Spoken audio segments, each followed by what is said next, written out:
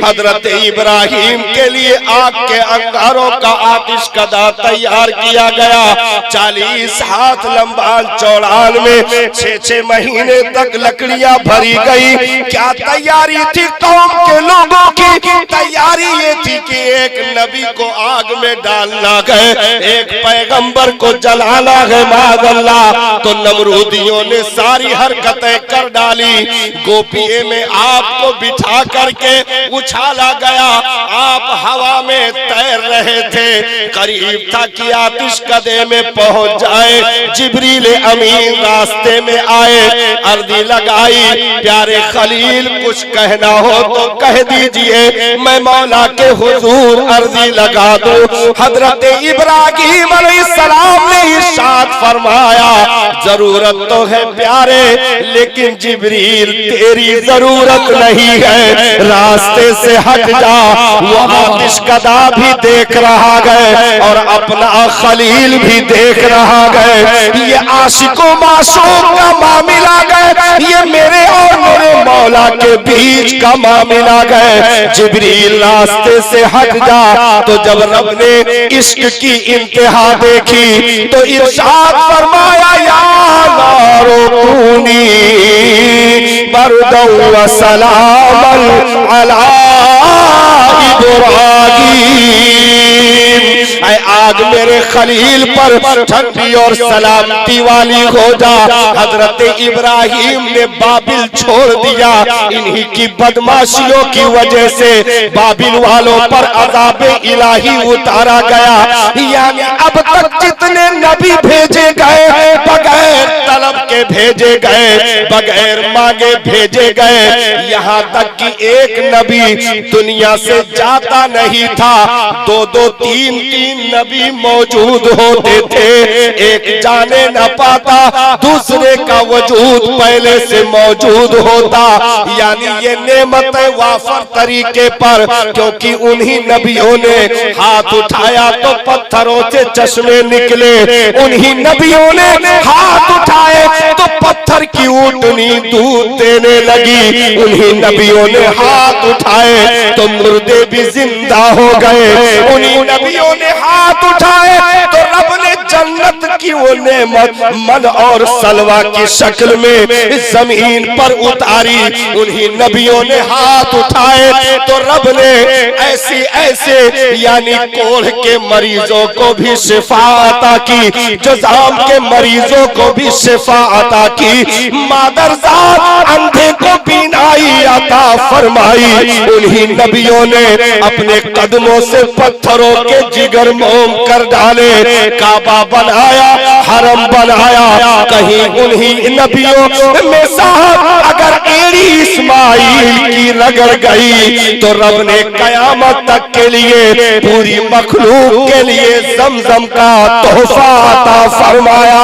ये सारी नेमतें नबियों के वजूद से रब ने कायनात वालों को अता फरमाई। लेकिन उम्मत ने मुड़ करके उन्हीं की अदावत कर डाली, उन्हीं को गाली गलौज दिया, उन्हीं नबियों की दुश्मनी में पत्थर उठा कर चले, उन्हें ऐबी कहा। तो रब तबारक व तआला ने इरशाद फरमाया, मैंने वाफर तरीके पर नेमतें दी, तुमने कदर ना की। अब मैं नबियों के आमद का सिलसिला बंद कर रहा हूँ और देखता हूँ बगैर नबी के तुम कैसी जिंदगी गुजारते हो, बगैर रहबर के जिंदा कैसे रहते हो। चलो मैं तुम्हें मोहलत देता हूँ, 1-2 साल के लिए नहीं, 150 साल के लिए नहीं, बल्कि 500 या 550 साल तक रब ने कोई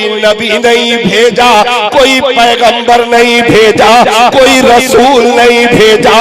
और कहा चलो पानी भी तुम्हारे लिए, दाना भी तुम्हारे लिए, आसमां के चाँदों सूरज की कंदीलें भी तुम्हारे लिए, दरियाओं के ये लहरें दरियाओं की लहरें, आबशार के नगमे, भौरों की गुनगुनाहट, पपीहा के पी की सदाएं, कोयल के कूकू और ये बुलंद शगा, ये पहाड़ झूमते हुए दरख्त, ये लहलहाते हुए शजर, ये चटकती कलियां महकते हुए फूल, ये जमीन की बिछी हुई चादर, ये मैंने नेमत तुम्हें दे दी। चलो नबी नहीं भेजता, खुद से जरा जी करके दिखाओ। रब ने रहबर रोक दिया, रिफॉर्मर रोक दिया, मुर्शिद रोक दिया, पेशवा रोक दिया, मुक्तदा रोक दिया, इमाम रोक दिया।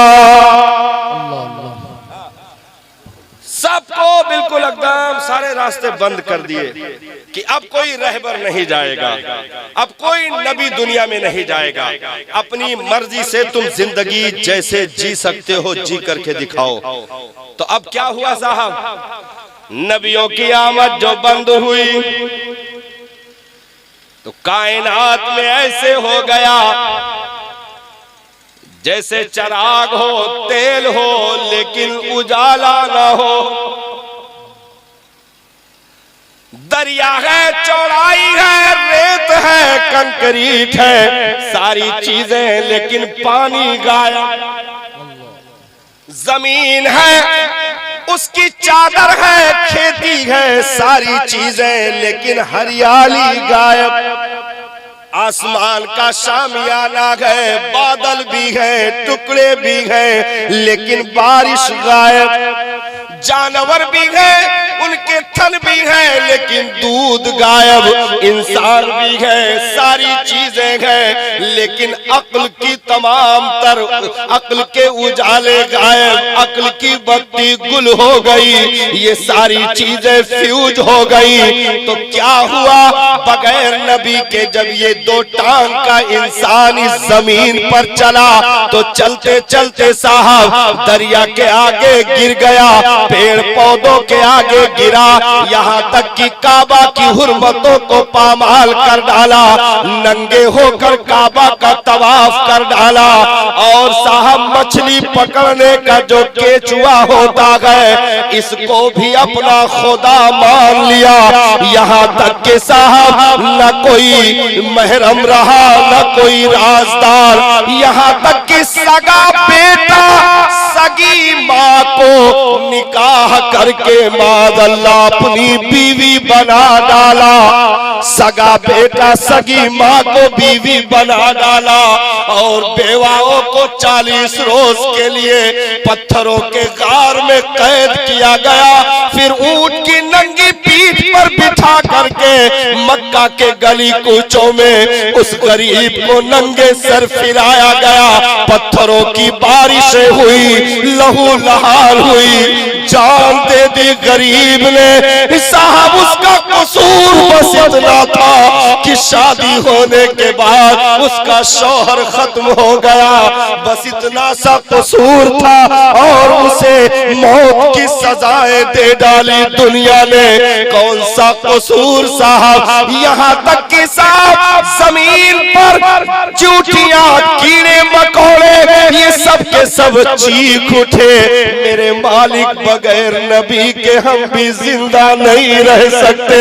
जमीन की हरी घासें, ये हरी चादर सिमट गई। मेरे मालिक हरियाली तो नबियों के दम कदम से थी, हम इनके बगैर जिंदा नहीं रह सकते। पानी कतरे सूख गए, मछलियां मरने लगी, समंदरों की मछलियां भी अपने मुंह को खोलकर आसमां की तरफ दुआएं कर रही। मेरे मालिक भेज दे मसीहा। जिंदा दफन होती बेटियां अर्ज करने लगी, मेरे मौला भेज अपने महबूब को जो आकर के आने वाहिद में इन कुफ्र की तुगयानियों का खात्मा करने वाला हो, इन जुल्मतों को दूर करने वाला हो और इस पापी समाज से हमें निजात दिलाने वाला हो। यानी चार जानिब से चीख पुकार सदाएं सब उठ रही थी, बाबे इजाबत से टकरा रही थी। मौला ने वो सुबह हुवैदा की घड़ियां करीब से करीब तर फरमाई और वो अनोखी सुबह सादिक की बहारें दुनिया के चमन को अता फरमाई। एक छोटी सी झोपड़ी में जिसमें कौनैन के सुल्तान की वालदा बैठी हो, जिन्हें आमिना खातून कहा जाए, जिन्होंने उस टूटी झोपड़ी में बैठकर कायनात की तकदीरें मुट्ठी में रखी हो कि हजरत आदम भी मुबारकबाद दे, आमिना मुबारक हो, तूने सैयदुल कौनैन को पा लिया। हजरत हव्वा, हजरत मरियम, हजरत आसिया, हजरत आसिया, इन मुकद्दस हस्तियों ने, हुराने जन्नत ने, गिलमाने जन्नत ने, पैगंबरान ने आकर मुबारकबाद दी। अब मेरे सरकार ने आंखें खोली तो 500 साढ़े 500 साल तक जो एक चीख थी, अब उसकी मिसाल यूं ले लीजिए कि जैसे एक बस्ती में आग लगी हो, पूरी बस्ती वालों के घर जल रहे हो, सब कुछ लुट गया हो, पूरी बस्ती के लोग सड़क किनारे खड़े होकर सिर्फ चीख रहे हो कि मेरा सारा सरमाया लुट गया, सब कुछ बर्बाद हो गया, और एक ऐसे आदमी का इंतजार कर रहे हो जो आ जाए तो कम से कम इनकी बस्ती को भी बचाने का हुनर रखता है और इनके जले हुए सामान को भी वापस दिलाने का हुनर रखता है। एक ऐसा मसीहा जो हमारे इलाके जवार में रहता हो। होते हैं कई इंसानों की जमात में ऐसे होते हैं जिनको लोग मसीहा कहते हैं, गरीबों का मसीहा। तो ऐसे आदमी के इंतजार में पूरे गांव के लोग खड़े हो और उसी का नाम पुकार रहे हो, फला आ जाओ, इज्जतें दांव पर लग गई हैं, फला आ जाओ, बचा लो, कहाँ चले गए हो। अब वो जब मौके पर पहुंचे तो साहब वो क्या करेगा? क्या वो 2 रकात नमाज पढ़ेगा या आने के बाद तस्बीह पढ़ेगा या कुरान की तिलावत करेगा? नहीं नहीं, आने के बाद पहुंचते ही गांव वालों का नाम लेकर पुकारेगा, ओ फला गांव वाले घबराना नहीं, मैं आ गया हूँ। ऐसे पूरी दुनिया जहां चीख रही हो एक मसीहा के इंतजार में, तो नबी पैदा हुए। अब अगर तस्बीह पढ़ते तो बेमहल, तिलावत करते तो बेमहल, कोई जिक्र करते तो बेमहल, कोई और काम करते तो बेमहल। इसलिए पैदा होते ही सजदे में सर रख करके उम्मत का नाम लेकर नबी ने गोया यूं कहा, मेरे गुनहगार उम्मतियों घबराना नहीं, मैं आ गया हूँ। नारे तकबीर, नारे रिसालत, मसलके आला हजरत, ताजदारे मदीना कॉन्फ्रेंस जिंदाबाद। मेरे सुबह तैबा में हुई बटता है बाड़ा नूर का, सदका लेने नूर का आया है तारा नूर का। सुभान अल्लाह, जिंदाबाद। तो बगैर रहबर के, बगैर पेशवा के उम्मत चलना तो बहुत दूर की बात है, जिंदा भी नहीं रह सकती है। इसलिए हर दौर में रहबर को माइनस करने की साजिशें रही कि पैगंबर ना रहेगा तो इनकी सिक्योरिटी करने वाला कोई नहीं रहेगा। अच्छा, नबी जब दुनिया से तशरीफ ले गए तो सारा जोर खलीफा पर रहा कि नहीं रहा? सारा जोर खलीफा पर रहा, क्योंकि उम्मत के रहनुमा की शक्ल में खलीफा मौजूद थे। हजरत सिद्दीक़ अकबर पर न जाने कैसी कैसी साजिशें की गई, लेकिन उस वक्त अगरचे कामयाब ना हुई, लेकिन चलते चलते जब वागडोर हजरत सैयदना फारूक आजम ने संभाली तो क्या मस्जिद में नमाज में सफ़े दुरुस्त करते या तकबीर कहते वक्त हजरत फारूक आजम पर जानी अटैक हुआ कि नहीं हुआ? हमला कर दिया गया और इतना कारी ज़र्ब था कि आप जमीन पर बैठ गए। आपको उठा करके मस्जिद के, अब भाई सारे सहाबा, क्योंकि तकबीर होने वाली थी, तकबीर के लिए आपने हाथ उठाया था, तो पहलू पर और यहाँ पर जो है हमला, एक कंधे पर हमला अटैक जहर से बुझे हुए खंजर से अबू लूलू फिरोज ने किया था हजरत फारूक आजम की जात पर। अब क्या होना था? बात तो यही थी, लेकिन एक लम्हे के लिए हजरत थोड़ा सा ऐसे वाया कर लीजिए इसको, तो जायका और बढ़ जाएगा। हाँ, वाया कर लीजिए। हालांकि टाइम मेरा मुकम्मल हो गया, जो सलातो सलाम का टाइम था वो मुकम्मल हो गया। अब आप इजाजत दें तो सलाम पढ़ लिया जाए, नहीं तो कुछ और हो जाए, थोड़ी सी और हो जाए, है कि नहीं? हाँ, थोड़ी सी और हो जाए ना, कहा वो तब वो हुई, ऐसी बात नहीं।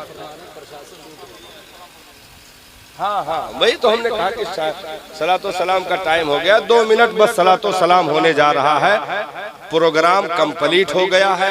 हमारे प्रशासन की तरफ से भी इजाजत मिली है कि अब सलातो सलाम पढ़ लिया जाए, तो अब सलातो सलाम होने जा रहा है, तो बस सलातो सलाम 1 मिनट के लिए, 1 मिनट। तो सरकारे दो आलम की मुकद्दस जात जिन्होंने हमें रहबर अता किए खलीफा की सूरत में, हजरत सिद्दीक अकबर, हजरत फारूक आजम, हजरत उस्मान ज़ुन्नुरैन, हजरत मौला अली शेर खुदा करमल्लाहु वजहुल करीम। लेकिन हर दौर में हजरत फारूक आजम को शहीद किया गया, हजरत उस्मान गनी को उनके घर में शहीद किया गया, हजरत शेर खुदा को मस्जिद जाते शहीद किया गया, अटैक किया गया, यहाँ तक कि इमाम हसन मुश्तबा को जहर देकर शहीद किया गया। इमाम हुसैन आजम को रेते करबला पर 22,000 दुश्मनों ने मिलकर के शहीद किया। ये दास्तानें क्या बता रही हैं?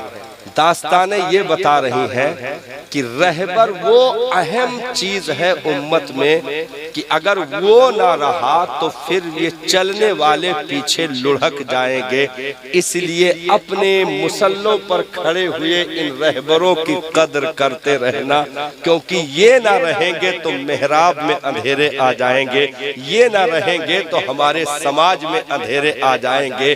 क्योंकि यकसानियत, भाईचारगी, यकजहती का पैगाम अगर कोई देता है तो यही अइम्मा और मुदर्रिसीन जो बैठे हुए उलमा हैं यही देते हैं। क्योंकि साहब दुनिया किताबों के जरिए जबान के इस चमड़े के इस छोटे से चीज को दुरुस्त करने का हुनर रखती है, लेकिन अगर कोई दिल को दुरुस्त करता है तो उसे उलमा कहते हैं। कोई अंदर की रूहानियत को जगा देता है तो उसे दीन का रहबर कहते हैं, जिन्हें वरसतुल अंबिया का खिताब अता किया गया है। इसलिए रब ने इरशाद फरमाया कि अगर दीन का तुमने दावा किया है तो उदखुलू फिस्सिल्मि काफ़ा, दीन में मुकम्मल तौर पर दाखिल हो जाओ और उसके उसूलो ज़वाबित पर अमल पैरा होकर के जिंदगी गुजारो।